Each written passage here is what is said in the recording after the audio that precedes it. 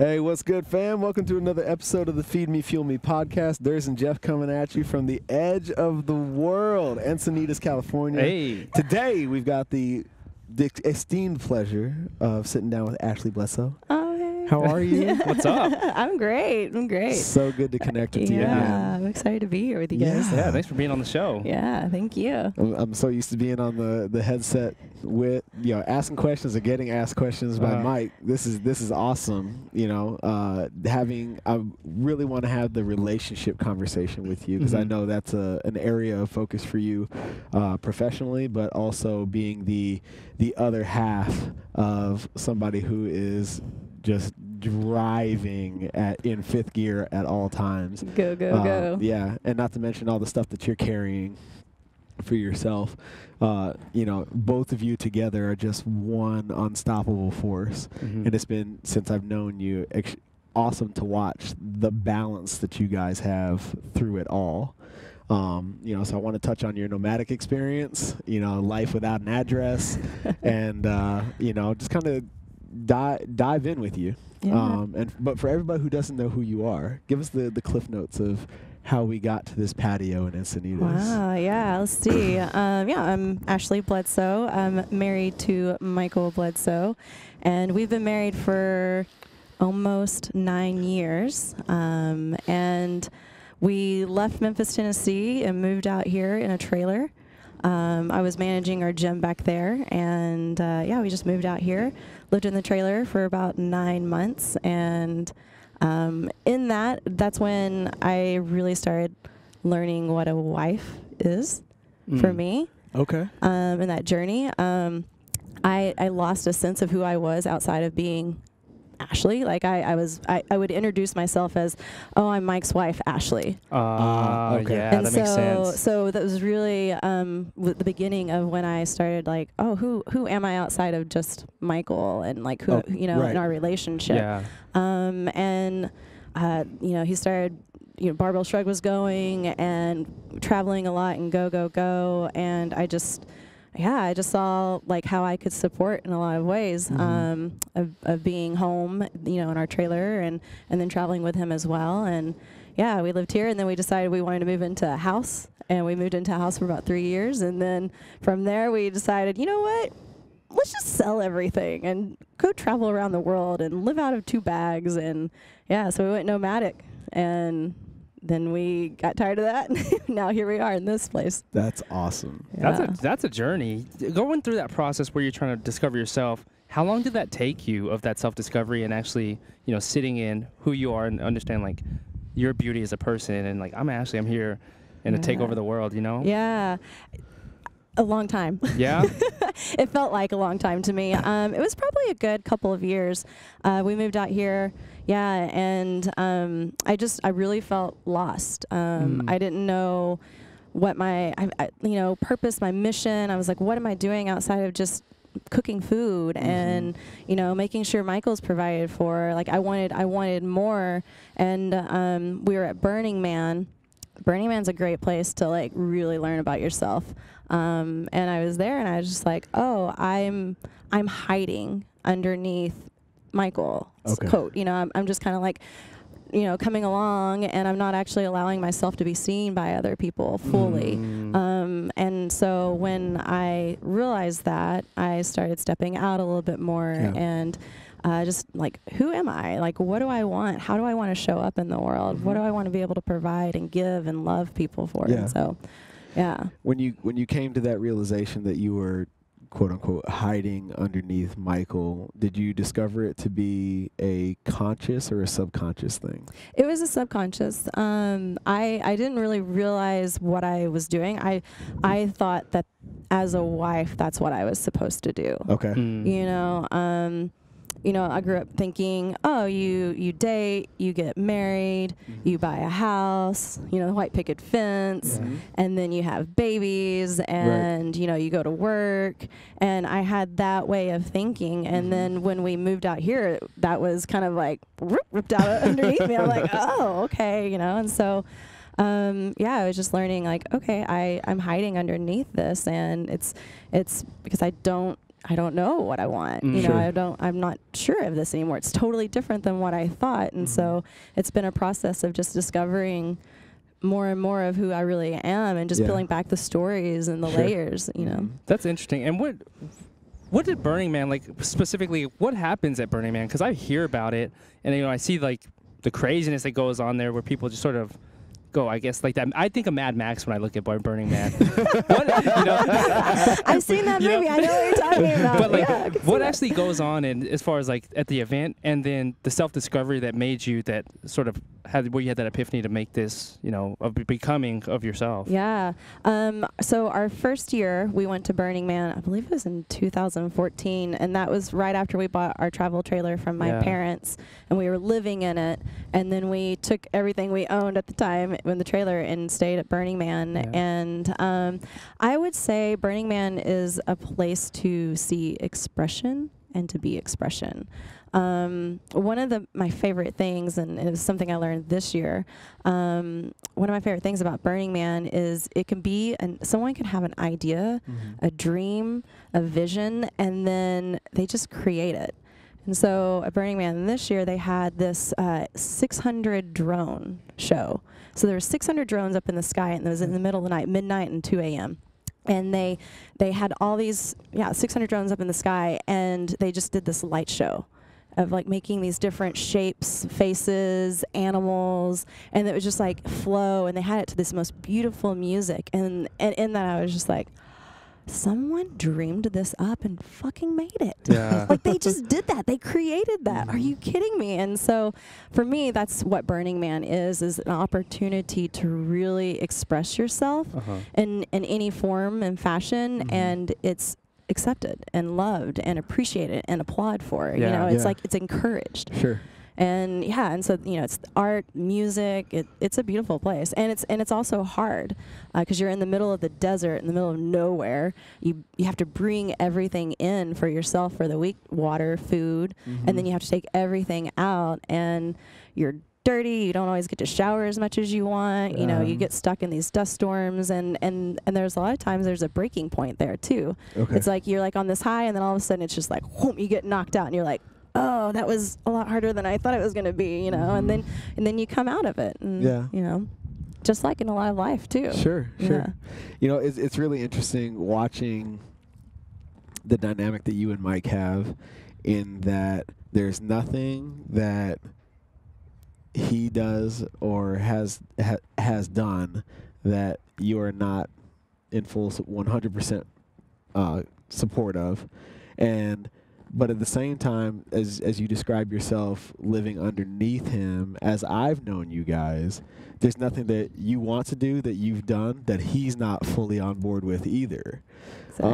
Did in your discovery of living underneath him, was that also something that came to the forefront as well, that yes, that may be the story that you're telling, but that doesn't mean he hasn't been right there with you? Oh, exactly. Yeah. I mean, he's always been in full support of anything and everything I wanted to do, and encouraging. And he's actually, there's been times where he's given me like a gentle little, you know, nudge, you know, like, hey, this could be good. I'm like, okay, you know, sure. And so tried out, I'm like, that was awesome, you know. So he's always in full support, and any ideas, creation, things I want to try, you know, he's like, okay, let's do it, you know. And if it's something, you know, example, you know, I'd love to go to Disneyland. That's just right up the street, right? And he's like, I'm not so much into that, but if you want to find someone else to go with you, totally, I'll support that. And if you really want me to go, I'll go, you know. Sure. Yeah. And so able to like really be like, oh, okay, I can do that too. I don't have to have you to do that. Sure. Right. Giving each other the permission to, you know, do your thing, do his thing, and then do your thing as a collective. I think that's massive in the relationship department, and that's one of the huge initiatives that you have, is, you know, being a spouse of an entrepreneur, or being an entrepreneur with the spouse, creating that awareness as a couple and a collective that's one of your driving forces. You're trying to create an awakening in that space. Can you tell us a little bit more about that? Yeah, absolutely. Yeah, exactly. Like, I find it fascinating. Thank you. I do too. No, I find that, it is easy to lose yourself in a relationship to where that's the only thing that matters. I think more so, in my opinion, more so for women. However, it can happen for men too. You can get lost in the relationship, and so it's really important to be able to have your individualism, right? Being able to have the things that you're passionate about that you're doing, and the things that your partner's passionate about and they're doing, and then you have your collective thing that you're doing together, and both can help support in your individual and creation. And I think that when you have a sense of more individual things that you do, and it doesn't have to be a big thing. It could be, going dancing, finding a dancing class that you enjoy doing, something that feeds your soul, and creates this that felt good for me. And you come back into a relationship and it's more powerful and more dynamic, and it's just more juicy in it. You have a sense of individuals creating this thing together. I look at it as the circle. You have Michael, and then you have me, and our relationship that we form together. That's what we create together, is that little piece. There's still a whole other side of who we are individually. Right. And so, I think, and finding where in the entrepreneurial world, there's a lot of drive, there's there's busy, there's traveling. And for me, I was staying home, and I was staying in the same pattern, the same routine. And Michael was getting to go out and explore and have all these adventures. And it was really hard for me to at that time to want to celebrate, because I was I felt like I was getting left behind, or I wasn't important. He's doing all these things, and I'm just stuck back here taking care of the house, and don't mind me, I'm just making sure bills are being paid, And so there was that dynamic, and when I realized I'm a part of the team too. This is how I'm seeing what you're up to now. And kind of like you were talking about with your wife, at some point it hit I'm understanding, I'm getting your mission now. I can be on board. And I'll touch on that because I feel like it provides a lot of context. If you guys haven't seen the movie The Founder, where Michael Keaton is Ray Kroc, the McDonald's guy, there's a period of the movie where nothing is going right with the business and things are on the rocks at home, right?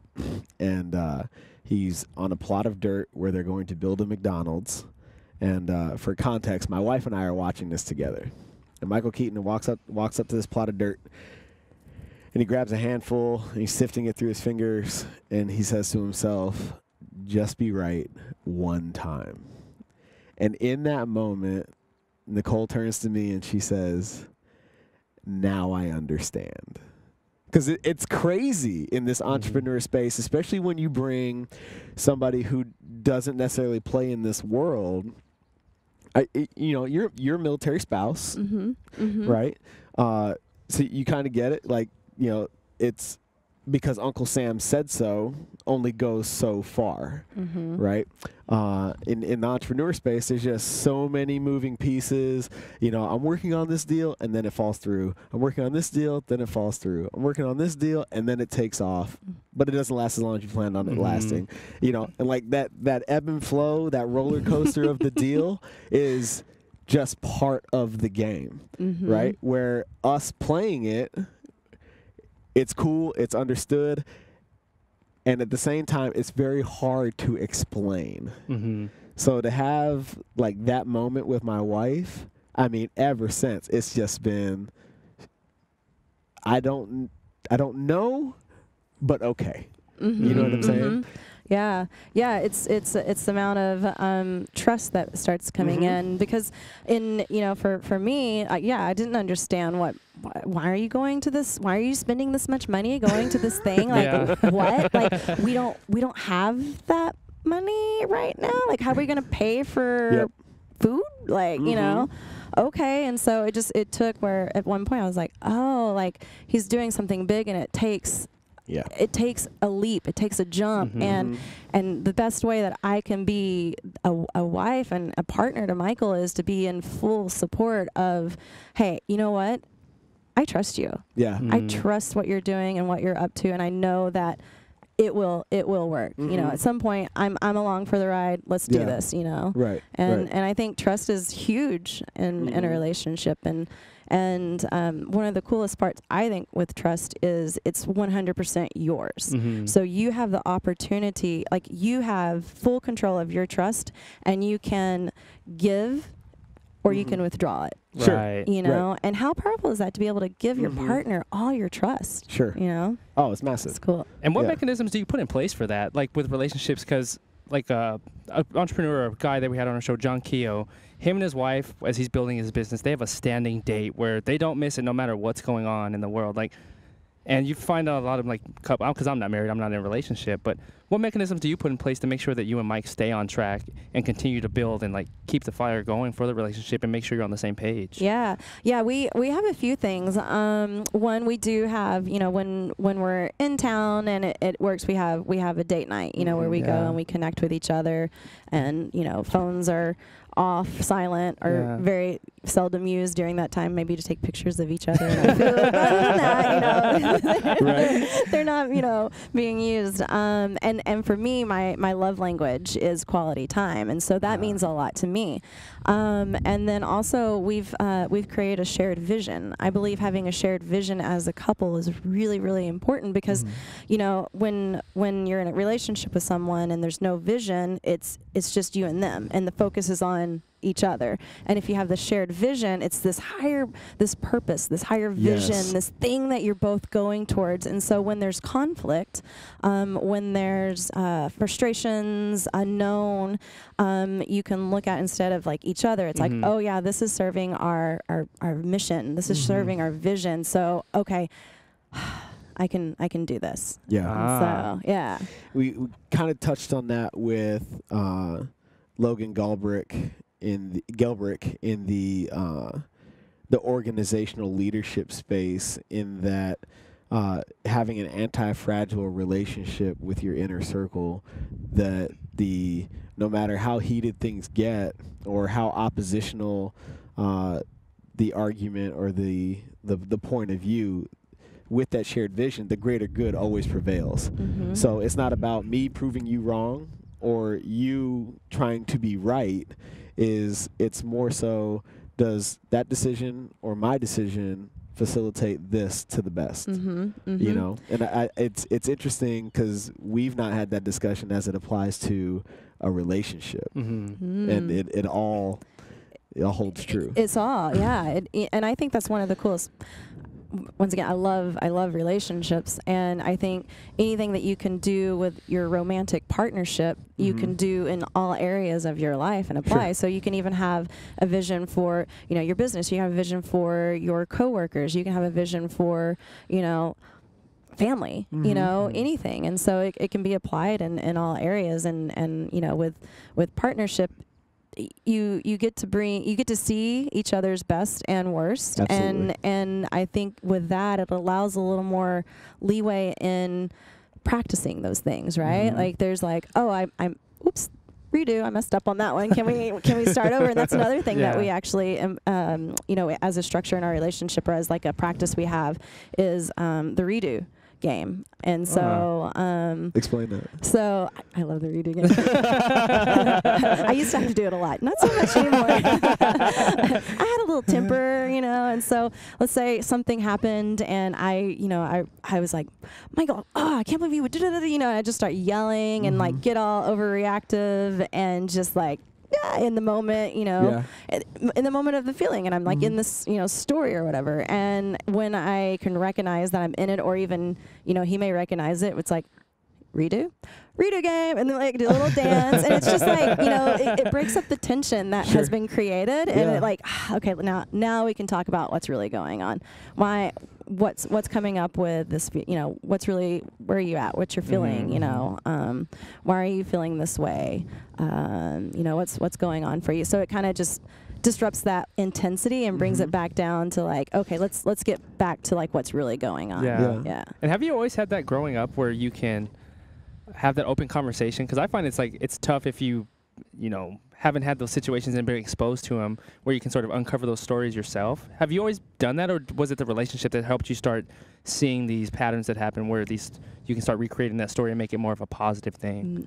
In the relationship. Yeah, and growing up, I grew up Southern Baptist. My dad's a Southern Baptist preacher, and so it was very black and white, right and wrong, and no excuses kind of thing. And so I had a hard time really speaking into like what was going on or being open, because I didn't want to I didn't want to be I didn't want to get in trouble, or I didn't want to cause any pain for anyone else. And so I took on a lot for myself. And then, when Michael and I really started doing a lot of the personal growth and personal work together, we dove into it with our relationship, and we practiced sharing vulnerably, and one of the game, and I think games are fun to do, because it creates a little silliness, a little lightheartedness in there, and play. And one practice that we did was we would share something about our past that, so like Michael shared something from his past when he was younger that he wasn't super proud of, he was a little embarrassed about. And so we sat down on the couch one night and we're like, okay, let's share something that, like we're a little ashamed of and embarrassed about from our younger days. And, he shared, he's like, I cheated on a test, and I got to be in the practice of being, I love you. I totally accept, like, I love you still. Like that part of you that you're ashamed of that cheated on that test, I love that part, and so it started playing that game and doing that practice allowed me to be able to open up a little bit more easily, like, oh, he likes that about me, oh, he likes that, he still loves me even though I told him I cheated on a test too, and so it just opened up the window to be able to be more open and vulnerable and share. That's cool. Go ahead, Darius. So here's a question for you, because it's, to me, more than obvious how that practice, those lessons, the personal growth and development serves you and your relationship with Michael. But what is it about that experience and what you've learned and applied that has manifested in your passion to create space to now go and teach others what you've learned? Because most people would stop there. Like, this is good for us. Yeah. We're just going to do this. And what I've seen is people that stop there end up judging everybody else. Like, you could be so much better, but I'm going to hold all these secrets to myself. You know what I mean? Yeah. I think really I just saw how much better it made our relationship and how much just yummy and juicier and just everything. And I was like, yummy. I love that word. Yummy, right? Yummy. It's yummy. I want everyone to have a yummy relationship, I want to be able to share what's worked for us. And I think another amazing thing about relationship is you get to create the relationship you want. It doesn't have to be what we were taught, get married, have kids, build a house, whatever. It doesn't have to be that. It can be whatever you want and however you want. And as partners, you get to create that together. You have these two individuals that have these two different paths that get to come together and create and learn with each other. And it's magical. And I want that for everyone. I want to be able to, like, you can create, if you want this kind of relationship, go for it. Ask for it. Yeah. Do it. Why not? Maybe they want it too, and they're just scared of having it, you know? Yeah. So. What have you learned from teaching people? Because I find teaching, that's a hard skill. It's not easy to come by. How have you developed your teaching skill, and what have you learned from it? I feel like how I teach is just through examples of what Michael and I have gone through, because we've been through a lot. Yeah. Right. Yeah. We've been through a lot, and we've gone through, and we've always been able to come out stronger and closer, and so I think with that's helped me be able to share some experiences with people and be able to teach them how we have learned and how I've grown from this experience, and maybe it'll help you too. You know, maybe you can try it in this way, you know, and like the practices and the things that, you know, I share with people, it's just a tool. You know, you can tweak it in whatever way works, you know, best for you and your partner. But, you know, they're just like little tools to help create a little structure and foundation in the relationship. Yeah. And so learning to like let people know, like having a foundation and structure in your relationship is key. You know, you can't have a house without a foundation. Right. You know, you need that foundation in order to really create and to build. And so teaching that. Yeah.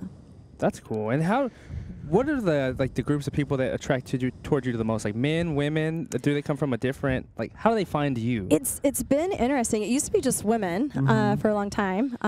You know, with the events that we would do for Barbell Business, doing the masterminds. Yeah. A lot of the men would come and chat with me about like where their wife is at, and I'm like, yo, I totally get it. I can connect and chat, and so. But in the last year, it's been both. I had a lot of men reach out, mostly on Instagram. Is kind of where people reach out to me on Instagram, some men and women, and just asking questions about like how Michael and I have created what we have and what we do, and so. Yeah, starting to share that more because I see where, you know, it really is needed and it's wanted and it's desired. You know, people want to have yummy relationships, you know.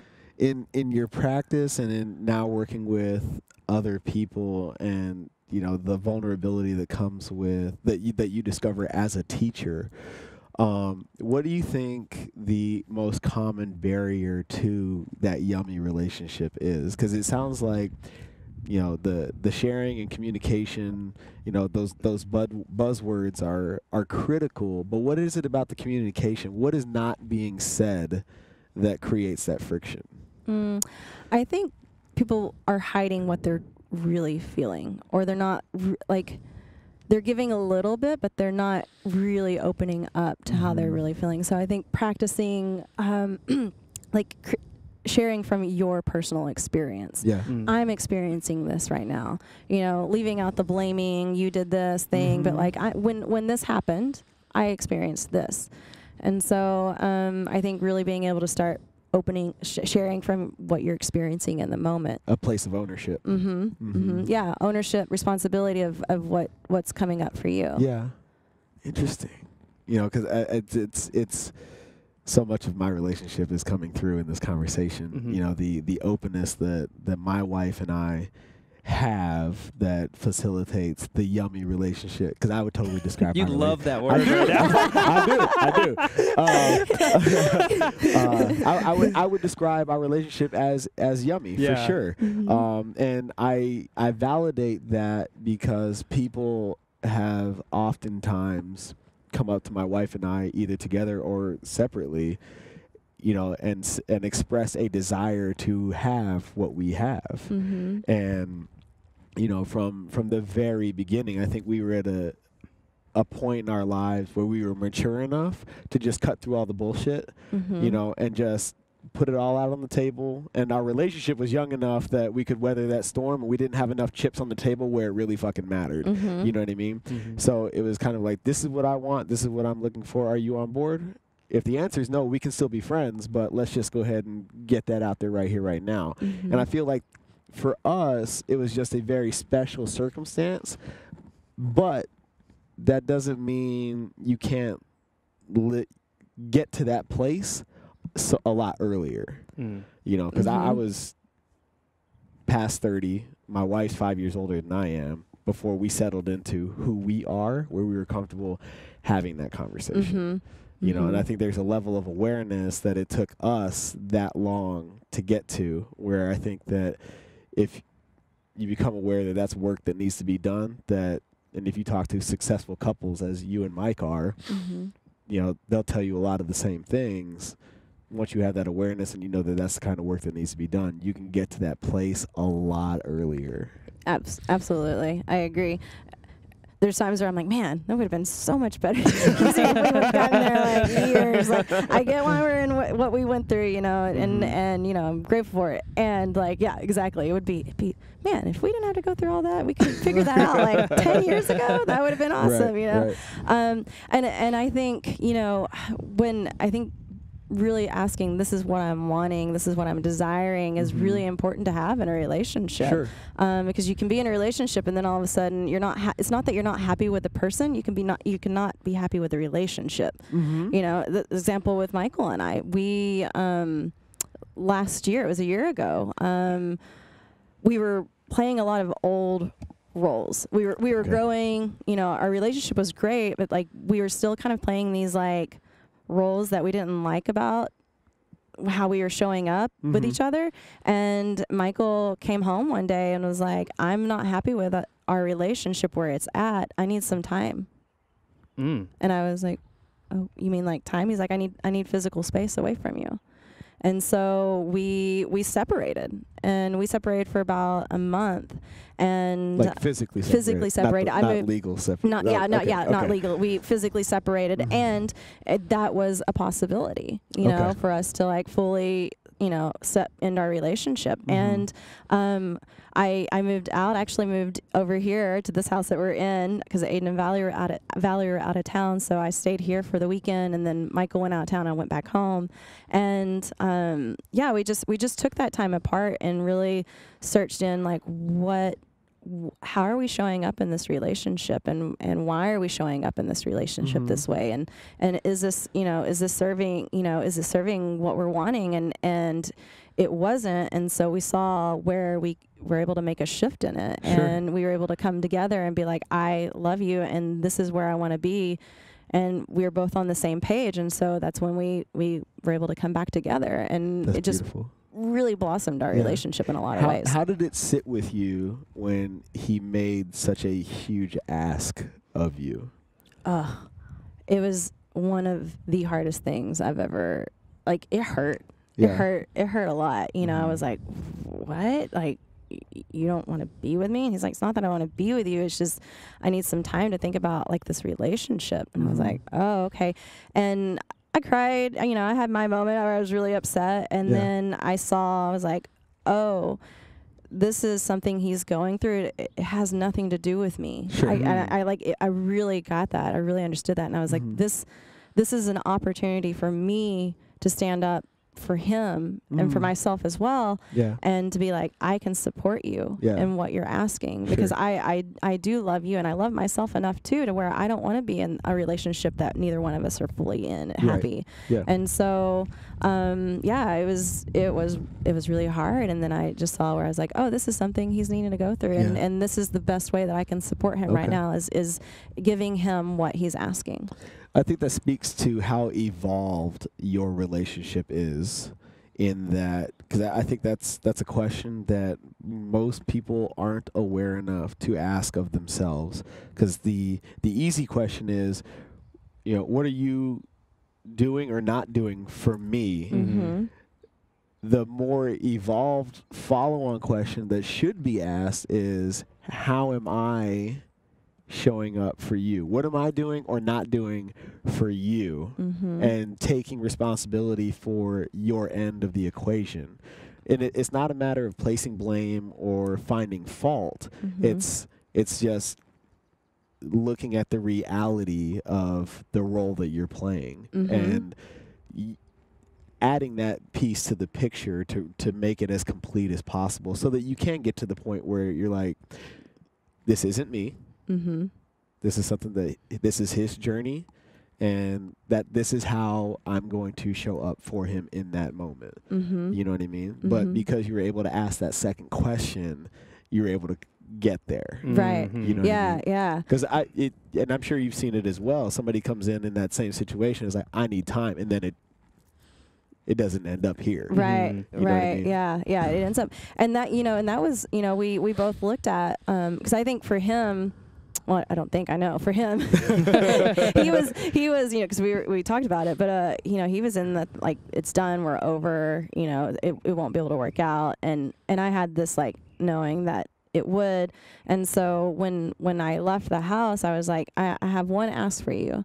I was like, I ask that you consider our relationship to work, and I'll consider it to not work. Ah, wow. Holy shit. And so I left, and I really did. I looked at, like, okay, what if Michael and Ashley are no longer. What does that look like? And I looked at like what my life would be like. I envisioned and imagined and like created this life for me. And then I was like, what would it be like for me, not like for Michael? Like what would I see for him? And I was able to vision a life for him, and I was happy. I was happy for him. And I was like, oh, okay, I'll be okay. I'll totally be okay. I'll be sad, but I'll be okay. Yeah. You know, and then we came in together, and it was great. And what I saw during all that time as well is the role that I was showing up in was I was always needing permission and approval for anything I did. Hey, do you mind if I move this table? Is it okay if I do this? And I was putting him in the role of being dad. Yes, you can do that. Yes, no, I don't think I like that. You know, and so that was how I was showing up, and that was how he was showing up for me, because I was putting him in that role. And so I realized that, and I was like, oh, I don't need, you know, to move a table, I don't need permission. I can do it. You know, I can do this on my own. And so while he was out of town, I remember there was bookshelves that I wanted to organize in our house, and so I was like, I've been asking him if I could do this. I'm just going to do it. And it felt so good. And that was for a really big turning point for me, where I was like, oh, I no longer need to have him in that role for me. Yeah.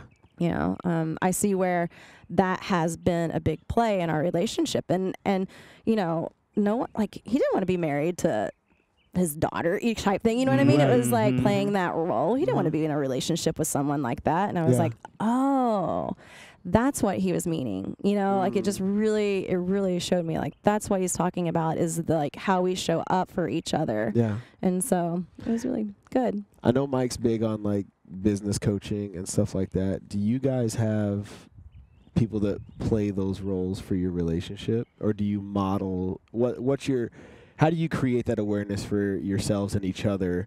Is it by modeling other successful couples, or do you have coaches in the relationship realm for yourselves? Like, how's that dynamic, that awareness, stay fresh? Yeah, we have mentors. We have friends who, you know, we have a couple who are relationship coaches, and a lot of what we apply is what we've learned from them. You know, and we have another couple that's another relationship coach as well, and we've applied a lot of what they do. And then we've gone to like different workshops and retreats that focused on relationships. And so what we've really done is just pulled what we've really liked and what worked for us into it to make it work for our relationship individually. That's cool. I sort of want to touch on the nomadic point, with like the traveling, because there's a quote that I always think about. It's like, traveling is the only thing you pay for, but you come back richer. What is traveling, and traveling with your partner, your relationship, what has that taught you about yourself and for your relationship? Oh man, that time was one of the most magical times. So we had split up, and then we got back together, and really just rekindled. Like, it was like, we're in this is what we're creating. We created a vision with each other during that time as well, for our relationship. And then we did training camp for the soul, where it was a lot of deep inner work, childhood wounds, you know, things that really create a lot of limiting beliefs. And so after that, that's when we decided to go nomadic. And so it was like a lot of things that we had just like ripped layers out and pulled out. And so I really feel like for us, it was like, let's go explore and just play and have fun, and like, let's just connect with each other in a deeper way, and just make it to where it's just you and I for a little while. And then, you know, part of our intention with traveling and being nomadic was, wherever we go, how fast can we create community and connection? And so we were really intentional with wherever we went. We're like, oh, let's go meet up with these people. Let's go hang out with them. Let's stay at their house, or now it's time for us to have some time for ourselves and nurture our relationship. And the whole entire time, it really was just him and I. And we got to focus a lot on our relationship and make it more yummy and you know, and just really have that time after such a big like breakthrough in our relationship. It was really nurturing for us. And so, you know, we got to travel the world and see all these, you know, new cultures. We were in Costa Rica, we were in Paris, France, you know, and we we were around each other for 24/7 for, you know, five months, and it was amazing. It was great. There was no arguing. There was no like fights. There would be some disagreements, but we were able to like nip them in the bud and like really get to the root of what was going. It was just our communication just got on point. Yeah. You know, do you find that the communication gets on point because there's such a language barrier going to these different countries where you may not have, you know, no Spanish or French or things like that? Do you feel like that's why the bond got tighter with there? You know, I hadn't thought about that, but I think there's a lot in that and truth in that, because you can't talk, like there's people around that you're not really going to talk to when you're in another country, you know, so you are just between the two of you, and so then it's trying to like communicate what we're trying to say to this person, and then it's just like, okay, let's just figure this out on our own, let's go for it, you know, and yeah, I think that did help a lot with like seeing how short and quick we were trying to communicate in another language, because in the English language, you know, there can be a lot of fluff. Yeah. Right? Oh, sure. And so you can create a lot of fluff in communication in a relationship or any relationships that you have. Yeah. And so I think it really showed us how just make it clear and direct. Yeah. You know, there's no need for fluff. Sure. Unless you want to add fluff, I'm going to add some fluff, and then you can let them know. But, you know, like. Well, I know, like, Mark England is a mutual friend of ours, and you've had exposure to vocabulary and that whole thing. Do you implement that into your relationship? You know, the soft talk thing and the elimination of it, and you recognize when it's happening, and you know, you're very intentional with your language. Yes, we do. As much as possible. There's you know, times like this. I probably just then. I may not be paying attention to it as much. But I do try to, you know, when I can think about it, you know, and be conscious of it. We do try to eliminate it as much as possible. Yeah. And we also we practice with each other of, you know, I'll say, hey, that looks pretty cool, or, you know, hey, that I you know, maybe kind, you know, like I'll use some of that language, and he's like, maybe kinda, or do you want to do it? And I'm like, I want to do it. You know, so we play with, you know, we make a game out of it, you know. One of the practices that we've had with that as well is, you know, going from translating "don't forget to lock the door" to "remember to lock the door." And so, speaking in affirmation. And so and we help remind each other when, you know, he says something, I'll be like, that or this, you know, you know, and so we do try to practice that as much as possible, you know, in moments, and then there's times where you just forget, and you're like, it gets easier and less the more you do practice it with each other.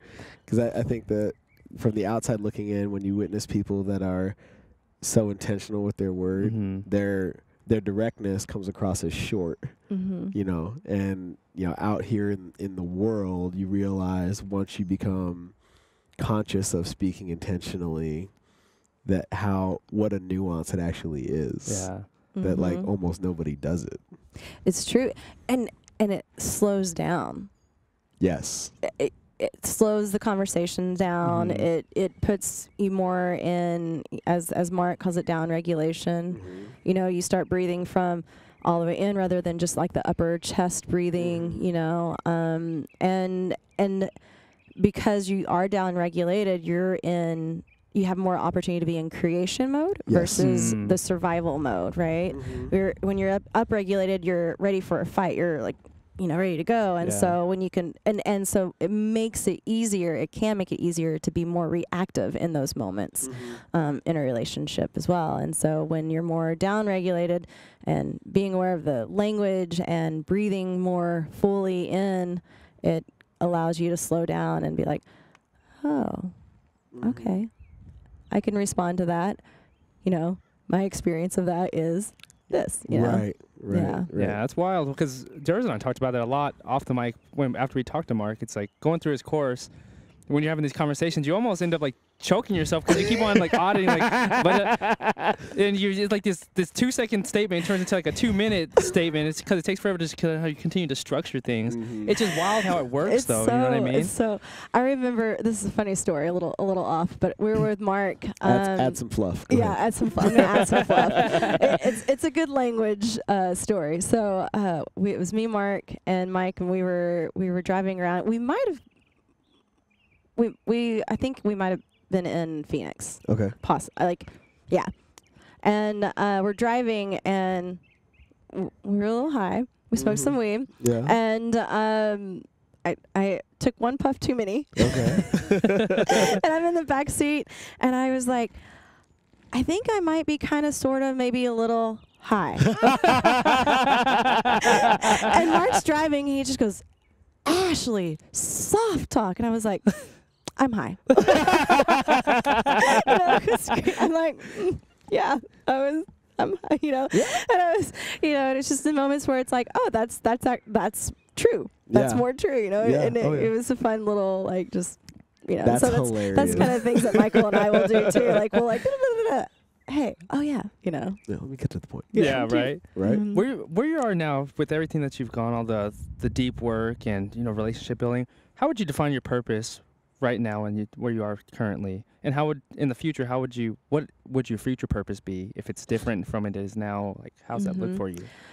So for Michael and I, we have a shared vision with each other, and our vision together is to be paradigm shifters. And so really being able to be those disruptors. And so that's ours together, which also plays for me individually as well. And that's when we first created, we had a vision before this one, and it was more focused on us and our relationship. And so when we were looking at it, last week when we were in Virginia, I was like, I really want to have one where it's more of a we kind of thing, like more we in the community of the world. Yeah. And it still has a direct effect with us as well individually. And so that's where we created Paradigm Shifters, and how it also affects me as an individual is I feel my mission is to end the taboo of divorce, the word divorce. Explain that a little bit deeper. Dive into that. So this hit me a few months ago when I was like, and I feel that's where my passion in relationships come is, when you hear the word divorce from someone, you kind of like, like almost the word that comes to mind for me is failure. Yeah, failure, divorce, like icky, it's just not a good feeling. Oh, I'm sorry, Right. that kind of stuff. And so I'd like just to like eliminate that word from our language altogether, and really be able to say, you know what, we were in a relationship and it wasn't working, so we chose to separate. Yeah. We chose to uncouple. We chose to create something else outside of our relationship together, and just really like that, because it's icky, and it's not yummy. Yeah, it's not yummy. It's complete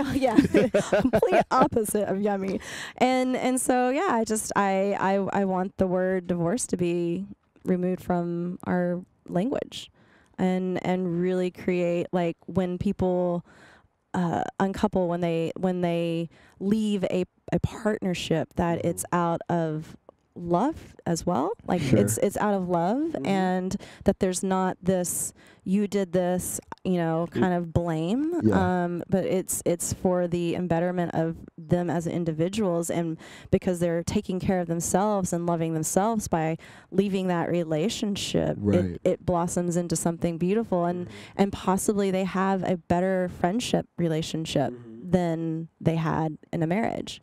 How are you driving that initiative forward? That's a monumental task.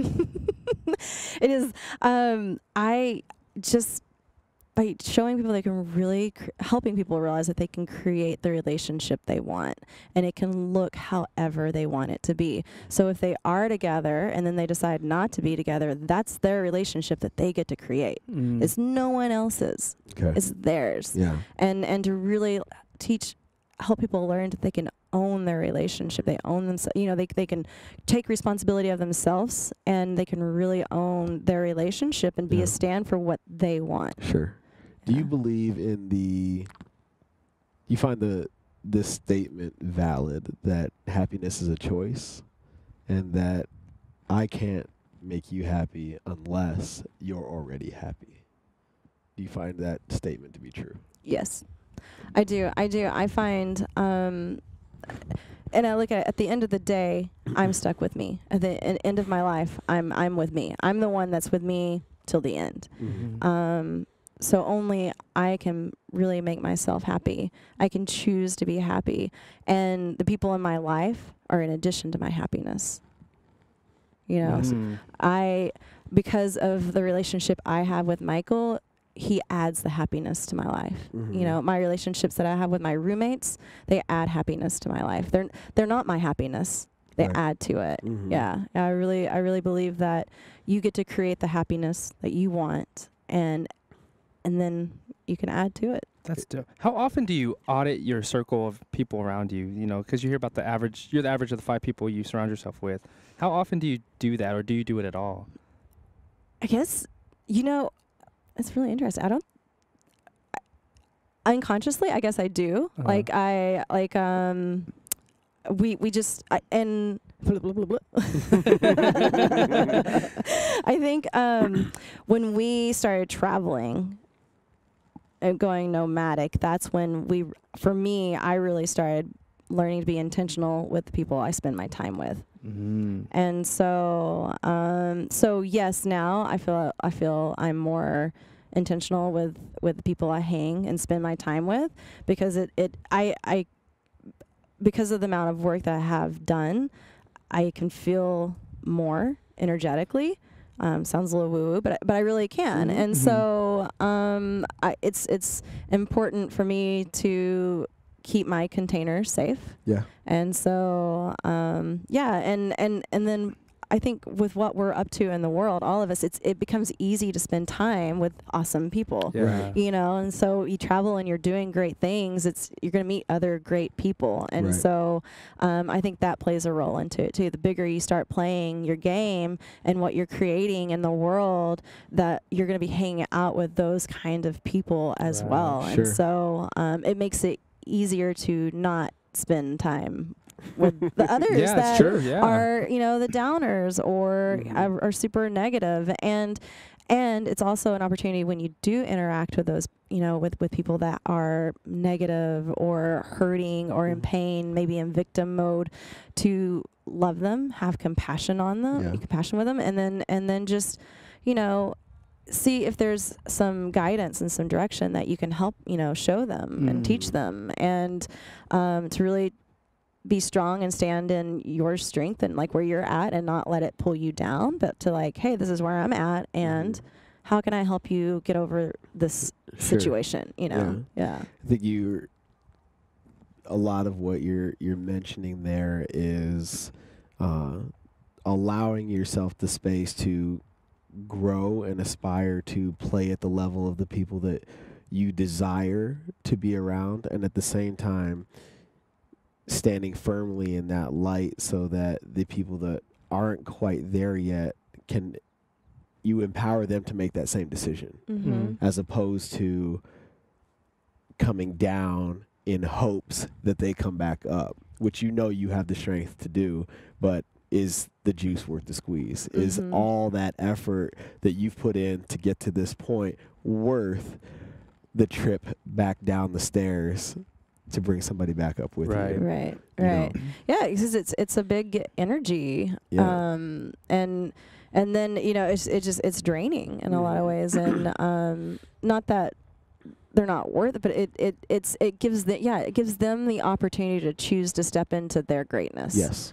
You know, gives it, and that's the beautiful thing in life. Everything is a choice. Yes. You know, we get to choose how we show up every day. We get to choose how we interact with people. It's a choice, and it's a great choice to have. You know, like, it's awesome to be able to choose what you want. See, that's why I love what you're doing, because with your teaching and everything that you and Mike are doing, people are actually making that conscious decision that they want to learn and get the knowledge from you, because in the other situation, when you have somebody you're always trying to pull up, you're expending so much energy trying to give them all this $1 million worth of information, and it just falls on deaf ears. But when you finally get people that are attracted to the information that actually want to consume it, the energy is not as taxing on you. And like you said, you can feel it, you know what I mean?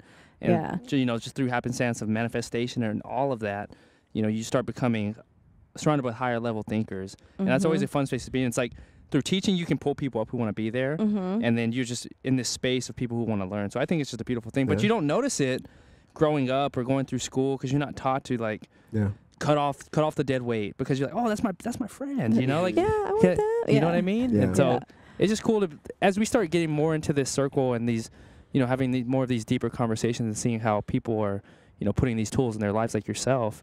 It's just interesting to hear that everybody who lives in this space does the same exact thing, you know, and it's not rude. It's not saying we don't dislike you, but I love myself more to know where I want to be, to fill my vision, you know. Yeah, and I find it too. There's a lot of times where the conversation kind of just ends, you know. It's like you say something and they're like, Keep it moving. Oh, I think of Friday. You know, it attracts that energy, and so when there is someone that's in that like possibility of being able to choose to step into that new higher energy, they're gonna be attracted, and it's a great thing. It's really funny because I get jabs on the regular from people who are like, you know, in my circle on a regular basis, and they're like, how come I haven't been on the podcast? I'm like, what I want to say is you're not there yet. Right. Like, you're not prepared to have this conversation in an authentic way. And more so, in my perception, it's a protection of their ego, because if the breakthrough, as I'm sure you've experienced, I know you've experienced, like, that shit oftentimes looks like a fucking meltdown. Yeah. You know what I mean? Like, it is uncomfortable, waterworks. Yeah. Like, it's not a fun time. No. What comes of it is amazing. It's like, I don't know if you want to do that on camera. Yeah. You know? We're gonna get deep. Because that's where we're going to go. We're gonna Yeah. go. You know? Yeah, I love breakdowns. Yeah. Oh, I think after. Yeah. Oh, I like them a lot. I love them a lot afterwards, you know. But I think for having a breakdown, there's always going to be the breakthrough. Right. Right. Absolutely. And so, you know, at any point I feel like I'm having a breakdown. And even in our relationship, in Michael and I's relationship, you know, we have an open relationship. And so there's times where there's a lot of breakdowns for me in that, you know, the like, oh, I'm not good enough, or, you know, he's gonna like hurt better, or he's gonna leave me, you know, those stories that run through. And so, you know, I find when I'm playing that thing, I can come in and be like, oh, and then it's just like I'm needing to nurture this little girl that's hurt right now. She's just sad, and she's not wanting to be left out. And okay, like, what can I do to nurture and care for you and tend for you, and just have that breakdown where I can allow myself to cry and just to be like okay with being sad, and then the breakthrough is amazing, because then I'm like, oh man, I'm fucking awesome, you know, like what? Right. You know? Oh yeah. And so I think, and then, you know, breakdowns in business and friendships, you know, and all kinds. I think, you know, breakdowns are great to have, because they allow you to expand and to be stretched and be able to see what really you're capable of, and how much you can hold, you know, and how much you can really be. Sure. You know? I love hearing the female perspective on that, you know, because it's a strengthening thing from what I'm hearing when you tell it. Because as men, we talk about this a lot.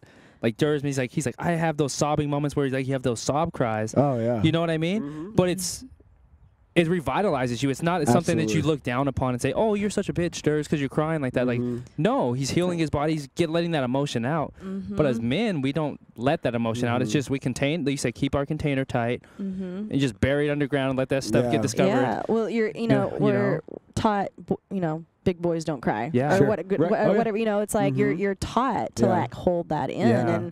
and that's not the case. That Right. little boy needs to cry because Right. he Sure. got the ball taken away Yeah. from him or something. Yeah, right. Like There's strength in it. Yeah, and, there's a lot of and strength. I think that there's power in language. I mean, even my son's 2.5, and there's power given to him in those moments where you allow him to feel what he needs to feel, but at the same time giving him the awareness of perspective. Like, was it that big a deal? Mm-hmm. And like people make fun of me all the time. Like, he's 2.5. I'm like, but he's not stupid. Right. Right. Like this is not this isn't high level thinking. He's a sponge. Yeah. He's soaking everything up. Mhm. He's feeling the emotions that he's feeling and he's Yeah. expressing. And then, like you said, I get to be like, is it? No. Oh, okay, cool. Right. Great. Yeah. Awesome. And going back to the language thing, I find my ability to respond is so much slower because, like you were saying, I'm like, how do I say this as direct? How do I remove as much soft talk from this shit as possible? So if somebody will ask me a question, I'm just like, Yeah. and like it's this awkward silence, and I know it's happening, but I'm like, I can't interrupt my thinking to Right. tell them that I'm thinking. Right. It's like yeah. Let me ponder this thought. I go blank. You know what I mean? I'm just like, fuck. I know this is like uncomfortable for the both of us, Right. I'm trying to, yeah. I want to be as direct as possible so that nothing gets lost in translation. All of those things. But yeah. before we let you go today, I want to ask you 2 questions, and you can answer them on any level: mental, physical, spiritual, whatever speaks to you. The first of which is, what do you do each and every day to feed yourself and kickstart that awakening that you have that you're trying to bring to the world? And the second is, what do you do each and every day to fuel yourself to keep that momentum strong and carry it over for the long term? So for me in the mornings, and funny enough, you asked this, about a year ago, I did a spell casting with Mark England. Oh. And part of it was my morning routine. And I cast the spell, and it's true now. And so my morning routine is, as far as how I just get myself centered and grounded so that I can show up as full as possible of like really of who I am and being a loving, nurturing, Ashley, is I journal. I wake up and I'll come down and drink some water and make a little orange or a little green juice thing, and then I'll go upstairs and I'll just journal and just kind of write my experience of yesterday, dreams, anything that's showing up for me in the moment, fears, and I really try to, if there's any possible negativity that can be in that, I practice rewriting that story and really creating something more affirmation and true. And so I'll do that, and then I just get up and I'll do some mobility. For me, I've really, in the past 6 months, nurturing and tending to my body and my health so that I can be as strong and healthy as possible, so I can be here for as long as possible to be on my mission, and so I'll do some mobility and I get a little movement in, and then take a shower and get ready for the day. And then what was the second How do you question? fuel yourself and make that energy sustainable? Consistency with that. That's been really in that, and also learning to ask my little girl what she's needing today. What are you needing today? How can I tend to you? How can I nurture and love on you today? Because that's who's speaking up when we when we act or whatever, it's our 5-year-old self that didn't get heard, or whatever, that learned something that. And so, I ask her a lot, like, hey, how can I love on you today? What are you needing today? And sometimes, a lot of times, it's a bubble bath. and I just will take a bubble bath. I'll do some Palo Santo, put on some like fun mantra music, and just like feed my soul, and just like, man, I'm awesome. I'm taking care of myself, you know, and I'll do the whole like put lotion on my body, you know, and be like, you are an amazing piece of skin, you know, like I appreciate you protecting my skeleton, you know, like, you know, my bones and my muscle, and you know, thank you for taking on this harsh weather, and you know, I realized I was rough with you when I was young, you know, just like nurturing on it, and so. That's beautiful. That's awesome. Where can everybody in this community go follow you and support you and everything you have going, whether it's, you know, personal, professional, seminars, anything that you have? Yeah. So I have a website, ashleybledsoe.com, and then my Instagram is mrs.bledsopia. It's MRS.BLEDSOPIA. Awesome. Yeah. Thank you. Thank you. Yeah. Incredible. Such a dope conversation. Yeah. Thank you for having me on here. It was so much fun. Yeah. Thank you for really being so open. You're incredible. I'm happy that we got to do this on the mic, you know, and share your message the way you want to share it, and use Feed Me Feel Me as a medium. Yeah. Thank you. Thank you. Perfect name for it too. I love it. So, for everybody out there in Feed Me Feel Me land, get out there and support all of Ashley's initiatives. She's making massive headway in the relationship space, and if there's somebody that any of you could learn from, she's definitely the one. So much appreciated, girl. Thank you. Thank you very much. And we'll do this again for sure. Yeah, for sure. Yes, I love it. Yeah. Awesome. Until next time, guys, Feed Me Feel Me.